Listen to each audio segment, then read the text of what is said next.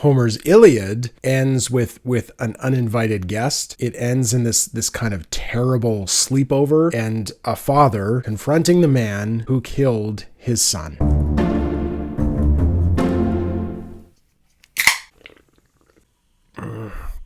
Oh, it's not good. It's worse than I thought. Oh, it's been 2 months. I told you no one was going to drink it. Homer's Iliad. So Homer's Iliad is the story of the Trojan War. And you all know how the Trojan War ended, right? This is the story about the Trojan Horse. The Greeks and the Trojans have been fighting for 10 years. And the Greeks or the Achaeans, they decide we cannot conquer Troy. It's a walled city. We just cannot get in there. So Odysseus comes up with this plan. We're going to build this giant wooden horse. It's going to appear, it's going to look like a tribute to the goddess Athena, and we're going to sail away. We're going to pretend that we quit, that we give up, we disappear. They leave only this giant monumental horse behind and one guy to explain, oh yeah, this horse is a tribute to the goddess Athena. And it's so big because the Achaeans, the Greeks, did not want the Trojans to bring it into their city and like take credit for this tribute to the gods. So whatever you do, Trojans, don't bring the horse inside your city walls. And the Trojans are like, oh yeah, we'll show you. And they bring the horse inside the gates. Trojans. So once the horse is inside, of course, it's full of Greek soldiers. It's full of Odysseus and Achilles and all the heroes. And then once everybody falls asleep, they open up the gates, call their comrades into the city, and the Achaeans burn Troy to the ground. And that's it. That's the end of the Trojan War. That's how the story ends. But that is not how Homer's poem ends. It's just not good. It's not. I don't blame my kids for not drinking it. I blame them for wanting me to buy it, it's really my fault. I'm the problem. It's me. In this poem, what we get is King Priam going to Achilles' tent and asking that the body of Hector be returned. That's the end. So we get this story of an uninvited guest and a kind of terrible sleepover and a father confronting the man who killed his son. So why does Homer's poem end in this way? I think the answers are very interesting, but before we get there, we need to backtrack a bit to the death of Hector. So Achilles and Hector are the principal antagonists in this conflict. Achilles is the greatest of the Achaean warriors. Hector is the greatest of the Trojan warriors. And at the end of the poem, the two of them finally fight. And Achilles, because of course he wins. He's Achilles. And as he's about to finish Hector, Hector begs him to return his body to his family and to his home after he has died. I beg you by your life, your parents, don't let the dogs devour me by the Argive ships. Wait, take the princely ransom of bronze and gold, the gifts my father and noble mother will give you, but give my body to friends to carry home again so Trojan men and Trojan women can do me honor with fitting rites of fire once I am dead. Beg no more, you fawning dog. No man alive could keep the dog packs off you, not if they haul in 10, 20 times that ransom and pile it here before me and promise fortunes more. No, not even if Dardan Priam should offer to weigh out your bulk in gold. Not even then will your noble mother lay you on your deathbed. Mourn the son she bore. The dogs and birds will rend you blood and bone. Ugh. So Achilles is pretty angry. Now, interestingly, we were prepared for this moment earlier in the poem. You can only understand the meaning of this poem if you go back and look at a passage in book 6. When Hector goes back to visit his wife Andromache and his son in Troy, this is like everybody's favorite moment in the poem. Andromache pleads with Hector to come back behind the walls of Troy, to not fight right on the front lines. The reason is she's afraid of Achilles. She believes that Achilles is going to ultimately kill her husband. And part of her plea has to do with the damage that Achilles has already done to her family. I have lost my father. Mother's gone as well. Father, the brilliant Achilles, laid him low when he stormed Cilicia's city filled with people. Thebe with her towering gates. He killed Eetion. Not that he stripped his gear. He'd some respect at least, for he burned his corpse and all his blazoned bronze, then heaped a grave mound high above the ashes. And the 7 brothers I had within our halls, all in the same day went down to the house of death. The great godlike runner Achilles butchered them all. And mother, who ruled under the timberline of woody Plecos once, he no sooner hailed her there with his other plunder than he took a priceless ransom, set her free, and home she went. to her father's royal halls. So in this little speech, we learn a lot.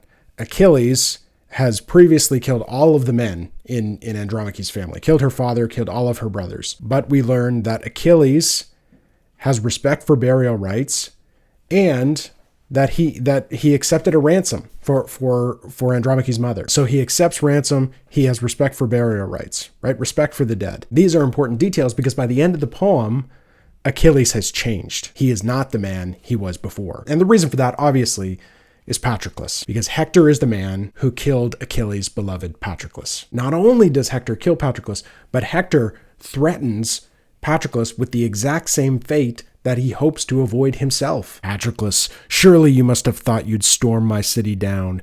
You'd wrest from the wives of Troy their day of freedom, drag them off in ships to your own dear fatherland. You fool. I with my spear, Hector, shining among my combat-loving comrades, I fight away from them the fatal day, but you, the vultures, will eat your body raw. So Achilles arguably just responds to Hector's brutality with like brutality. So in the closing acts of this poem, Achilles defeats Hector, and then he ties his body to the back of his chariot, right, by his ankles, and he drags the body back to his camp. It's a kind of desecration of Hector's body. It's a willful sign of disrespect. And it seems his hope, his ambition is just to watch Hector's body be consumed by birds and wild dogs. That, he thinks, will bring him comfort for the death of his friend. Now, because this is a kind of sacrilege, right? The gods say that enough is enough. Achilles has to give the body back. Sort of amazingly, Apollo, the gods, protect the body of Hector so that it will not decay, it will not decompose, and the animals will not eat him. And we hear after Achilles has been victorious, we get these moments where Achilles wakes up, hops in his chariot, and drags Hector's body around the camp a few times, just to try and make himself feel better. But nothing, of course, obviously, is going to fill this like ache in his soul for the loss of Patroclus. He thinks that revenge will do it, but of course, that's not going to work. And so back in Troy, Priam, of course, a father, desperately wants the body of his son to be returned home. So what happens next? How does this whole episode conclude? So Priam, just before he goes to retrieve Hector, he laments, he says, all my sons are dead, which is significant because, well, for two reasons. One, because Priam has a lot of sons, right? So when he says all my sons are dead, you sort of recognize, wow, that's a lot of sons. A lot of his sons are dead. But the other reason it's significant is because all of his sons are not dead.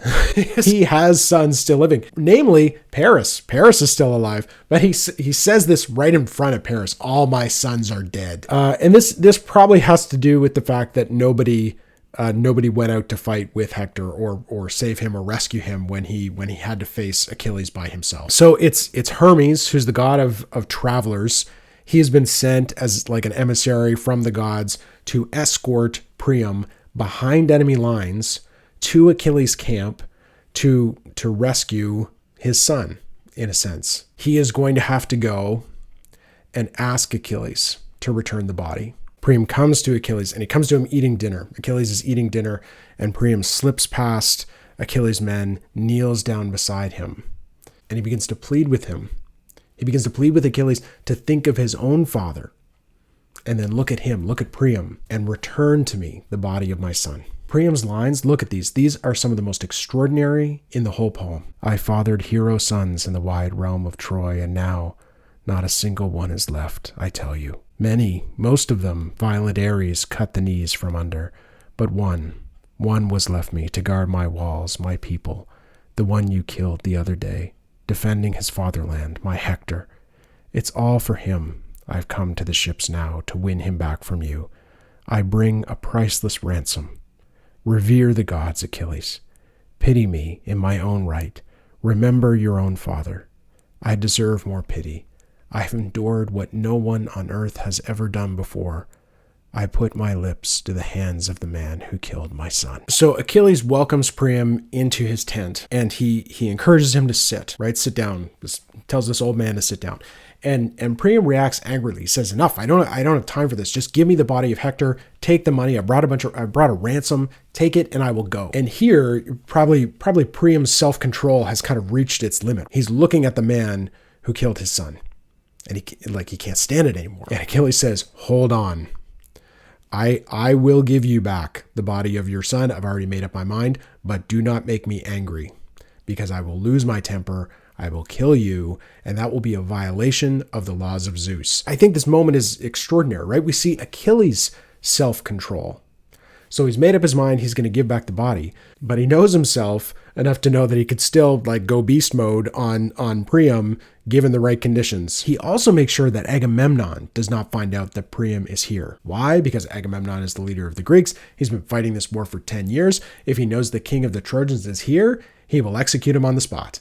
This would potentially end the war. Achilles persuades Priam to stay, feeds him, and lets him sleep in his tent. There are 3 reasons I think this episode is so important. And maybe these reasons explain why this moment, this tableau, is what ends the Iliad. Why is this the ending? So the first reason has to do with the repeated reminders that Achilles has a father. Achilles has a father. Think of your father. Think of your father. Think of your father. He's told this over and over again. And the reason this matters, I think, is because there are times in this poem where Achilles is godlike, where he looks and acts like a god. Through most of the poem, he is much like the Olympians. He is detached from the human realm, right? He's at a distance, watching the action unfold. And then, much like the gods do, at the end of the poem, he intervenes and decides the outcome of the war, right? Achilles, much of the time, behaves like a god. But we are reminded in this scene that he is not. Achilles is mortal. He seems unstoppable for much of the poem, but he is reminded in this moment that he too will die. And that recognition, it's sort of fascinating, right? Because he then sees himself in Hector.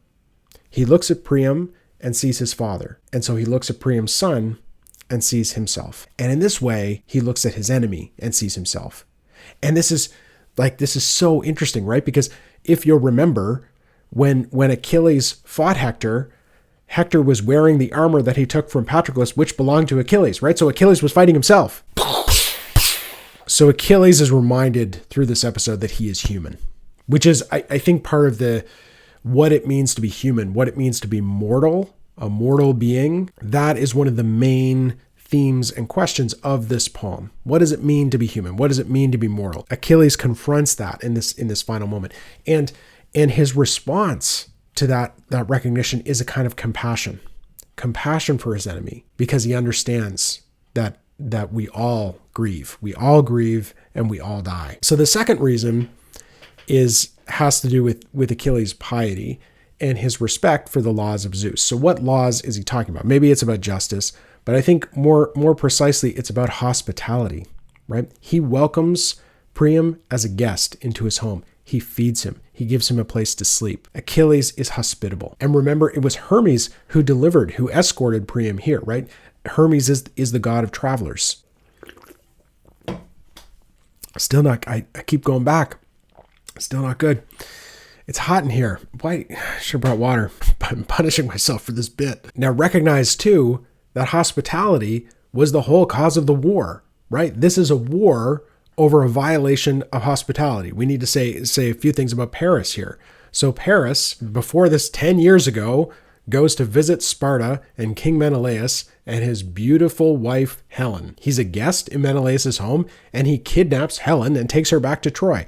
That is a pretty big violation of hospitality, to kidnap one of your hosts. Arguably, the Achaeans, the Greeks, are fighting over this principle. That's one of the arguments you could make for why they stick with the war as long as they do.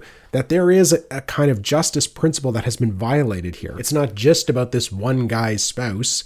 It's about a principle. You were a guest. You broke the laws of Zeus. And these are the very laws that Achilles insists must be upheld at the end of the poem. And I think when you think about, well, why does hospitality matter? Again, I think hospitality is about our human fragility, right? That we need people when we are vulnerable, when we are not at home, when we are not in our safest, most secure places. We need people to take care of us, other people. We depend on other people. This is even more important in a world where there were no airplanes or hotels or any of the travel industry that we have now. People relied on the hospitality of others. The third thing that I think is really meaningful is in this moment, we see the substitution of one body for another. So this poem begins, the Trojan War is in one sense, it is a conflict, it is a war fought for love. It is Menelaus who wants his wife back from Paris, who has stolen his wife, right? Who's kidnapped his wife. And Paris and Helen are lovers. Are they in love? It sort of depends on how you read the poem. But in a certain sense, this is a war fought for love. And it is over the body of Helen, right? It's early in the poem, we get this very sort of, it is like the archetypal patriarchal contest over ownership of this woman's body, and her value in the poem is often associated with her physical form, her physical beauty, and these various men want ownership over her. But that contest over Helen's body, that gives way and changes as the poem progresses, right? Helen sort of ceases to be the cause of the war, and the war becomes about all these other things. It's about glory, it's about vengeance, it's about Patroclus, then it's about Hector, and at the end, we see this. Now there's another contest over a very different kind of contest over a very different body, right?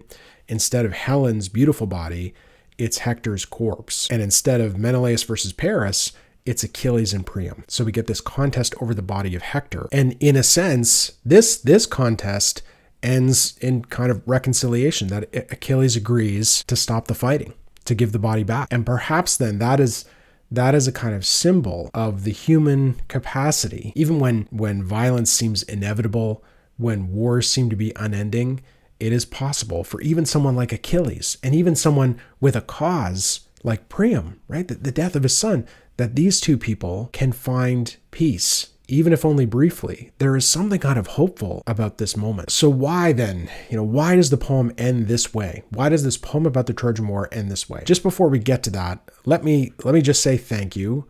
Thank you for sticking with me. This is the end of my 10-week series I've been doing in the summer, where we do, I just chat with you about books and poems for 10 weeks.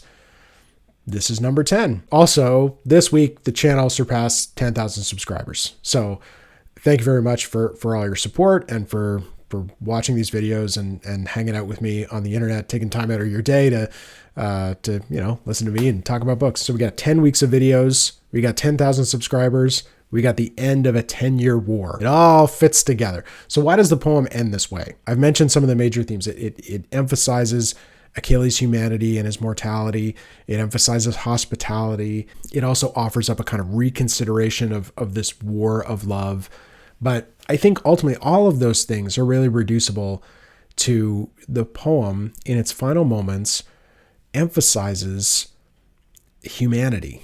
And it's important because large parts of this poem are about the gods and the gods' investment in this human conflict and what the gods want and what fate wills and Zeus's will moving towards its end. But here in this final moment, this is something that will be decided by humans. And it's about, this poem is invested in, our human condition, our mortal condition. And we all have to deal with grief, and we all have to deal with our mortality. And these are things that the gods cannot understand. In a sense, that experience does not belong to them. The gods do grieve, but they also hold humanity in a kind of contempt, right? Periodically, that humans, in the grand scheme of things, don't matter that much to them. But other humans are everything to us. The people we love mean everything to us. And so I think in this sort of beautiful and heartrending way at the end of this poem, and almost zooms in on this very small scene, this private space. And by zooming in, we get the sense of like how much human life matters to other humans. To each other, we mean everything. If you want to watch another video about that, I made another video on Homer's Iliad and this idea that we are irreplaceable to each other. So you can check that out over here. I will see you there, and I will talk to you soon.